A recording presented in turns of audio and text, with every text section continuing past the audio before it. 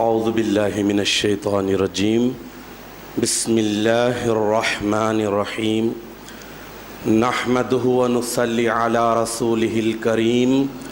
والمہدی الموعود علیہ الصلاۃ والتسلیم وعلی آلہما واصحابہما اجمعین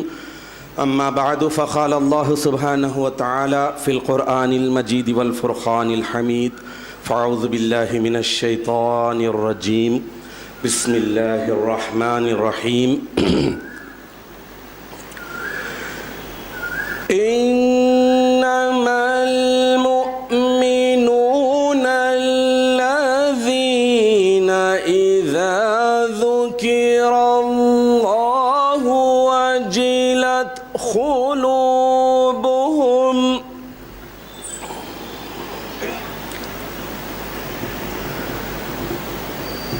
انما المؤمنون الذين اذا ذكر الله وجلت قلوبهم وتليت عليهم آياته الى آخره صدق اللہ العظیم۔ سورہ انفال آیت نمبر 2۔ عزیزان محترم، یہ بات آپ بخوبی جانتے ہیں کہ اللہ سبحانہ و تعالیٰ نے رمضان المبارک کو جو امتیاز بخشا ہے، جو شرف اور کمال عطا کیا ہے، اس کی کئی وجوہات میں سے ایک بڑی اور اہم ترین وجہ ہے قرآن حکیم کا اس ماہ مقدس میں نازل ہونا۔ قرآن حکیم کا نازل ہونا رمضان المبارک کو بہت زیادہ ممتاز بنا دیا ہے، اور عمومی طور پر یہ دیکھا جاتا ہے کہ رمضان المبارک کے مقدس مہینے میں اہل ایمان، اہل قرآن رمضان المبارک کے تقدس کے اعتبار سے تقدس کو ملحوظ رکھتے ہوئے قرآن حکیم کی سماعت، قرات، سننا، پڑھنا، اس بات کا زیادہ اہتمام کرتے ہیں۔ اور یقیناً جس طرح رمضان المبارک کی رحمت اللہ تعالیٰ کے فضل و کرم سے ہر سو پھیل جاتی ہے، تو تلاوت اور سماعت کے وقت بھی اللہ تعالیٰ سننے اور سنانے والوں کو یہ صلاحیت، یہ شرف، یہ عزت، یہ توقیر عطا فرماتے ہیں کہ سماعت قرآن کے بعد دل نرم پڑ جاتا ہے،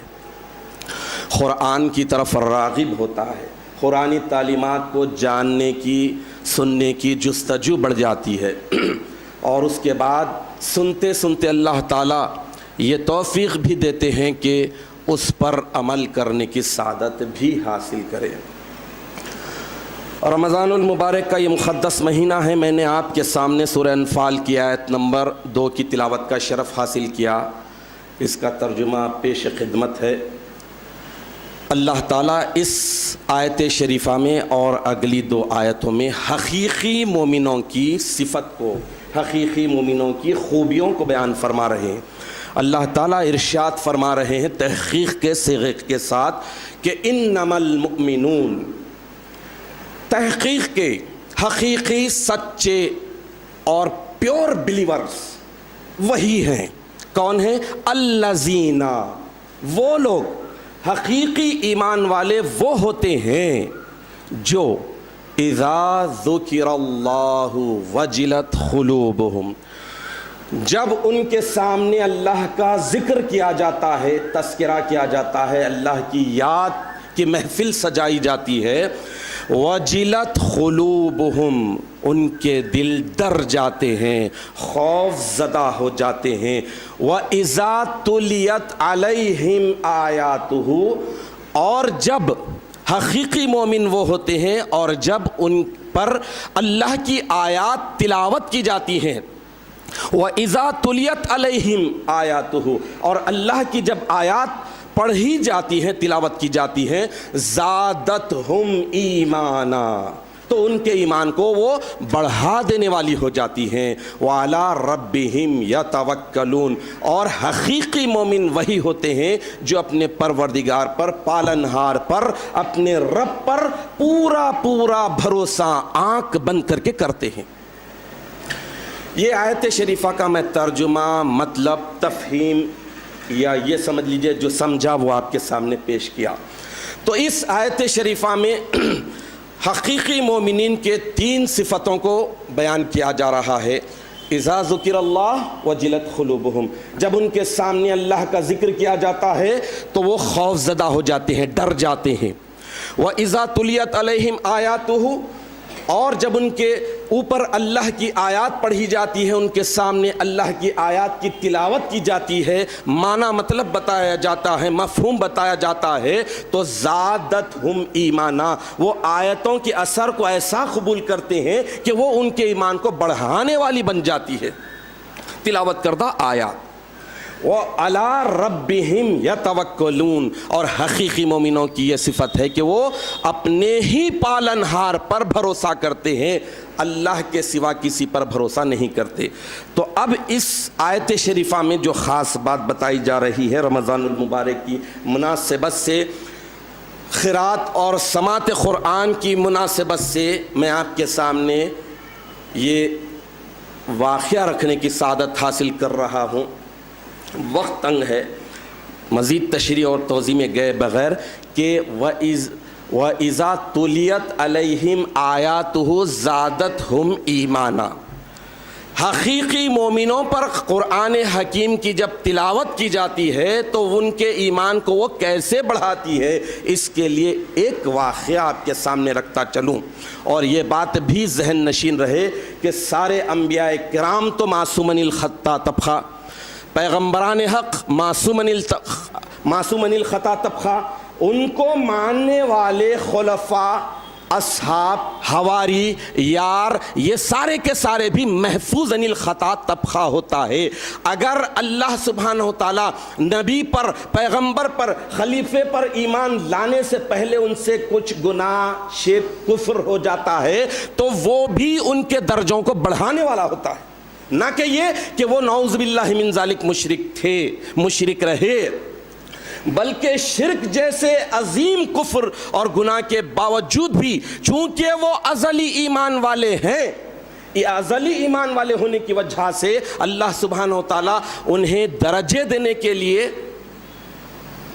چن لیتا ہے۔ میں اس ہستی کی بات کرنے جا رہا ہوں جو فاروق نبوت ہے، میں اس ہستی کی بات کرنے والا ہوں جس کو دیکھ کر شیطان اپنا راستہ بدل دیتا تھا۔ عمر بن خطاب رضی اللہ تعالیٰ عنہ کی بات کر رہا ہوں۔ 27واں سال ہے جب نبوت کا سورج نکل چکا، مکے میں دعوت پھیل چکی، نبی آخر الزماں دنیا میں مبعوث ہو گئے، حضرت عمر فاروق رضی اللہ تعالیٰ عنہ کے گھرانے میں بھی اسلام پہنچ چکا۔ زید کے بیٹے حضرت سعید رضی اللہ تعالیٰ عنہ اسلام قبول کر لیے، جو حضرت عمر فاروق رضی اللہ تعالیٰ عنہ کے بہن بھائی ہیں، اور ان کی بہن فاطمہ رضی اللہ تعالیٰ عنہ بھی اسلام کو قبول کر لیے ہیں۔ 47 افراد ہیں، چھپے چھپے عبادتیں کر رہے ہیں۔ اسلام کا انتہائی بہت ہی تکلیف دہ دور ہے جہاں پر حضور اکرم صلی اللہ تعالیٰ علیہ وسلم کی بعثت مبارکہ ہو گئی ہے، لیکن لوگ کھل کر اسلام کو ظاہر کرنے کے موقف میں نہیں۔ حضرت عمر فاروق رضی اللہ تعالیٰ عنہ کے خاندان ہی سے ہی ایک عبداللہ بن نعیم، ایک نعیم بن عبداللہ رضی اللہ تعالیٰ عنہ بھی شخصیت تھے جو اسلام قبول کر لیے تھے۔ حضرت عمر فاروق رضی اللہ تعالیٰ عنہ کو ادھر ادھر سے معلوم ہوا تو آپ آگ بگولا ہو گئے کہ آبائی مسلک کے خلاف، آبائی مذہب کے خلاف یہ کون سا نعرہ ہے۔ آپ جب یہ بات دیکھے، محسوس کیے تو اس کے بعد دشمن